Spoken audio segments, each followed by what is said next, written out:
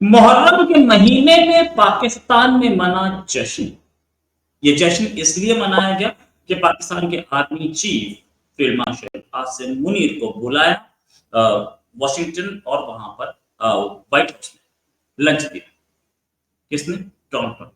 अच्छा, Donald Trump के lunch के बाद पाकिस्तानी जर्नलिस्ट उछल रहे थे, खूब नाच रहे थे।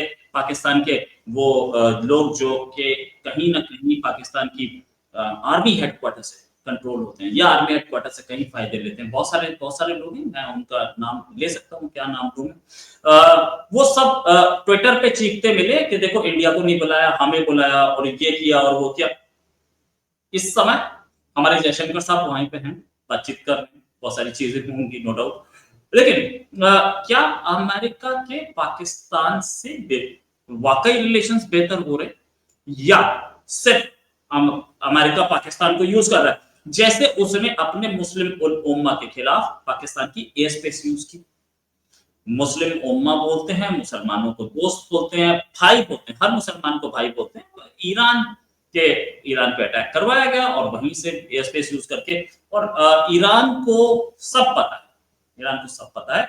ईरान ने भी अभी मिसाइल मारे थे ना हाल में पाकिस्तान पे। तो ये सारी चीज, क्या क्या वाकई रिलेशंस बेटर हो रहे हैं अमेरिका और पाकिस्तान के, या सिर्फ पाकिस्तान को अमेरिका यूज कर रहा है? इसी बात करने के लिए हमारे साथ जफर सईद जी, जो कि जीएसएन मूवमेंट से जुड़े थे और अभी भी सिंध की सिंध के लिए मूवमेंट कर रहे हैं। सिंध में प्रॉब्लम्स आ रही हैं, सिंध में जितनी भी वो है, कोई वायलेंस वाला मूवमेंट नहीं है, इनका पीसफुल मूवमेंट है। और पीसफुल मूवमेंट में ये सिंध की आजादी के लिए भी लड़ते हैं और सिंध के लोगों के राइट्स के लिए भी लड़ते हैं। जफर सईद साहब, बहुत बहुत स्वागत है आपका हमारे शो में। जफर नमस्ते, साहब, नमस्ते, thank you having me again, thank you. एक चीज कि ये पाकिस्तान को यूज कर रहा है अमेरिका, या सच में दोस्ती बेहतर हो रही है? रोहित भाई, जो चीज यूज करने की होती है ना, उसको यूज ही किया जाता है, ठीक है। पाकिस्तान हमेशा यूज के लिए बना था। पहले ब्रिटिश ने यूज किया, फिर अमेरिका ने यूज किया, कभी इस्लामिस्ट ग्रुप्स ने यूज किया।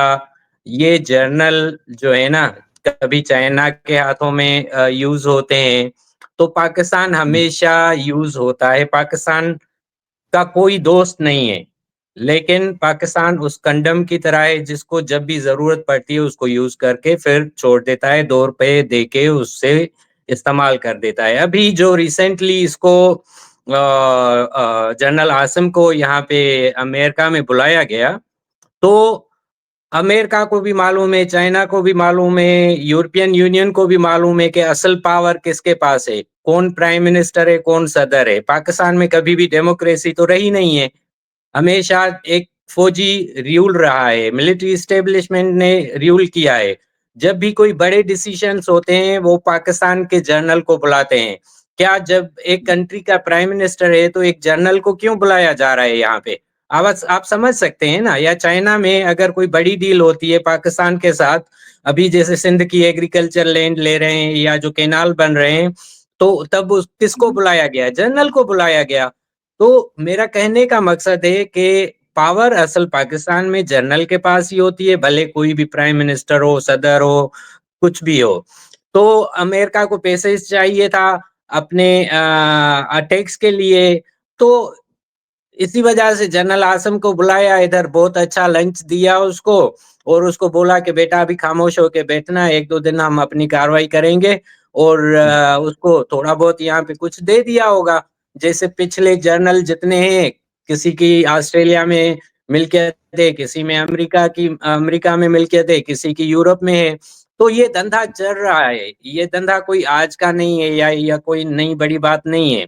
बाकी पाकिस्तानी पार्लियामेंट से लेके जर्नलिस्ट लेके बड़ा उछल कूद रहे थे कि भाई हमारा तो अभी देखो इंडिया का सत्यानाश हो गया, हमारे जर्नल को स्पेशली लंच पे बुलाया है, ये किया है। अरे भाई, सबको मालूम है, दुनिया पागल नहीं है, दुनिया को मालूम है कि तुम लोगों को क्यों बुलाया जाता है और तुम्हारा क्या काम होता है।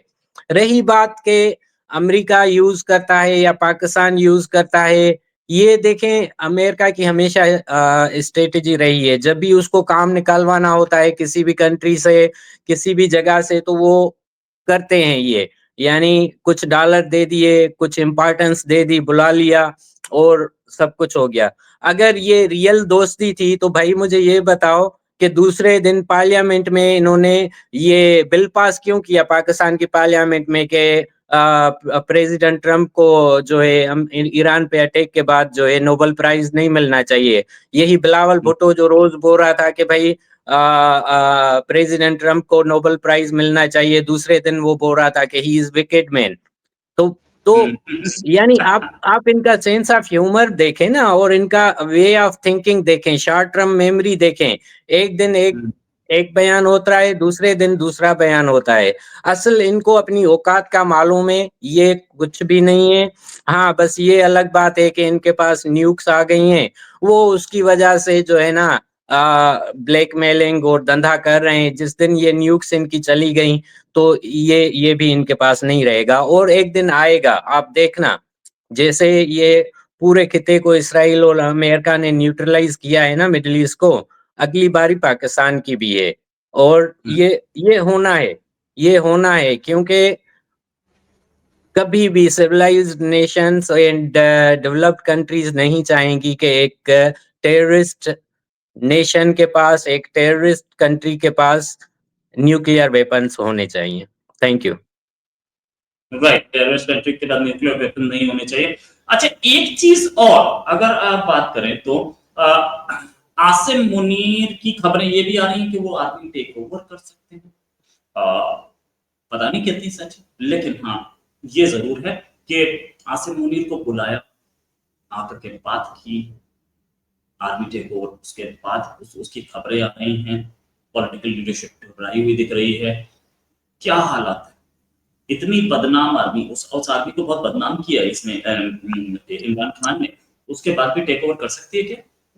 नहीं, मुझे नहीं लगता, क्योंकि जब आप एक सिंपल एग्जांपल मैं आपको दे दूं, जब आपका सीधी उंगली से घी निकल रहा है तो आपको उंगली टेढ़ी करने की जरूरत क्या है?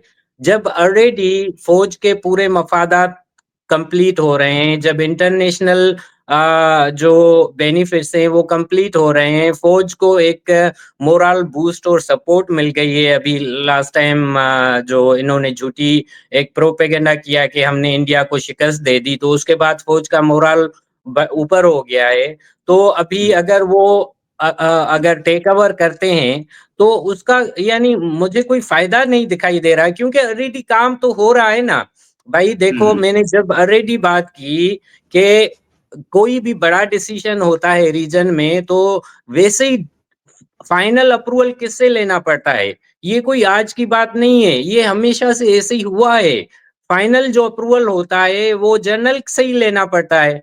तो जनरल को खामखा आके टेक ओवर करके और फिर मार्शल लॉ लगाने की क्या जरूरत है, जब उनका ऑलरेडी बजट भी बढ़ गया है। अभी उनको हर चीज अप्रूवल मिल रही है, बाहर दुनिया में उनको अप्रूवल मिल रही है। तो मुझे नहीं लगता, आईएमएफ से भी पैसे मिल रहे हैं। अगर फॉर एग्जांपल मार्शल लॉ हो गया तो ये आईएमएफ का और ये इशू भी तो हो सकते हैं ना। और पाकिस्तान की इकोनॉमी आपको मालूम है कि वो तो एक दिन अगर आईएमएफ का बिल निकल जाए तो इनकी सांस निकल जाती है।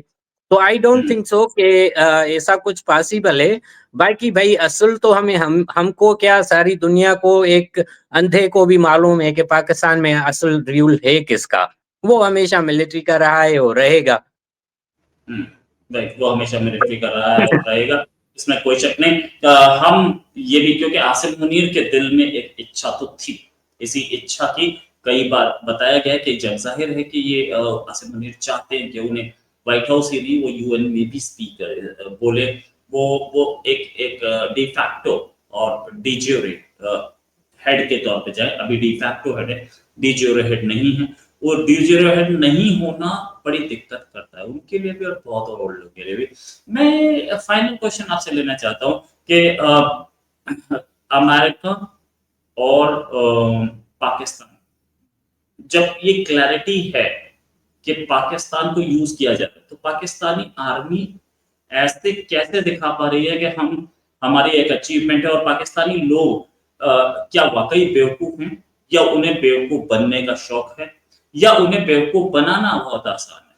क्या रीजन? देखें मसला पाकिस्तान का जो शुरू से रहा है वो दो कौमी नज़रिया और मुस्लिम उम्मा और इस्लामिक कंट्री और जहाद और यहूदियों और काफरों को ख़त्म करना और गज़वा हिंद करना।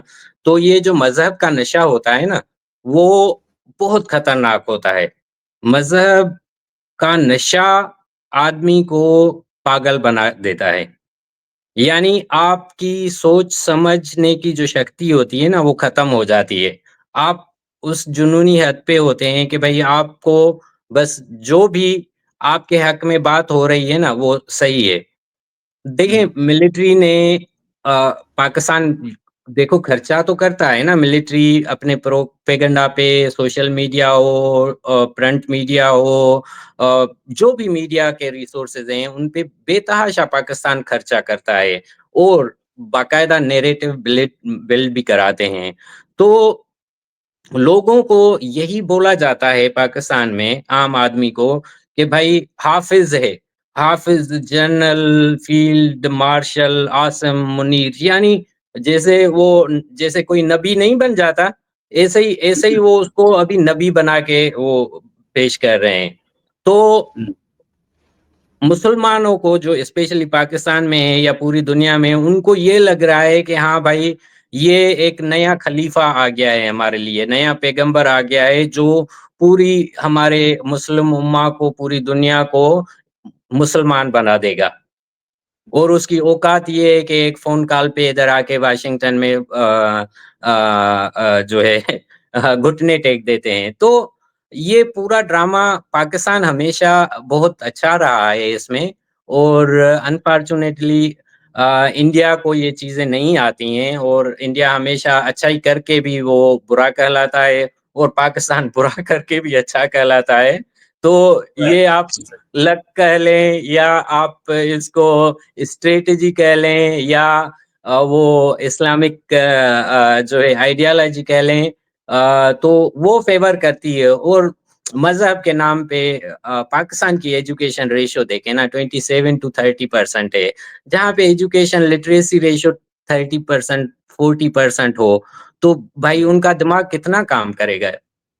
आप खुद अंदाज़ा राइट, लगा लो ना। बिल्कुल सही, यानी बिल्कुल सही। 24 घंटे में 2 घंटे बिजली है, तो वो आदमी ओवरसीज़ एंड फॉरेन पॉलिसी को पढ़ेगा या दुनिया में क्या हो रहा है उसको देखेगा या वो अपनी मोबाइल चार्ज करना और 5 वक़्त की फ़र्ज़ नमाज़ पढ़ना पढ़ने के लिए परेशान होगा कि अभी 2 घंटे लाइट आ जाए तो मैं नहा लूँ और फिर मस्जिद जाऊँ नमाज़ पढ़ लूँ। तो उसके बेचारे के लिए 2 ही चीज़ें हैं, एक तो अपने आप को चार्ज करना, मोबाइल को चार्ज करना और अपना फ़र्ज़ जो नमाज़ है वो इस्लाम का सुतून है तो वो पूरा करना। बाकी जो उनको जर्नल बोलते हैं, वो ऐसे ही जाते हैं। Right, thanks a lot Zafar भाई। इंटरव्यू के पीछे से एक बैकग्राउंड म्यूज़िक भी आ गया, बड़ा अच्छा लगा। उम्मीद है जल्दी एक डिस्कशन और करेंगे। अभी के लिए नमस्कार, धन्यवाद। नमस्ते, नमस्ते। Thank you, thank you.